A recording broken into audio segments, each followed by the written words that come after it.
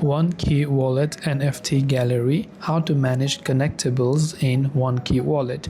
Hey everyone, welcome to the channel. In this video we're going to learn how we can manage your collectibles for your NFT gallery in OneKey Wallet, so make sure to watch the video till the end.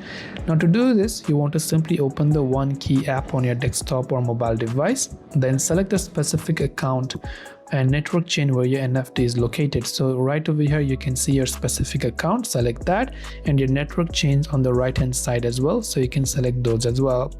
Then over here you can tap on the NFT tab under the asset panel to see your grid of collectibles. So if you go to NFT, you will see any type of NFT that you own, so you can choose to manage or transfer it by sending or receiving, verifying transaction, or setting even as a device wallpaper.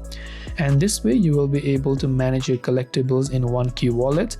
Hope this video helps you out. If you have got any further questions, feel free to leave them down below. As always, thank you for watching till the very end, and see you soon in our next video.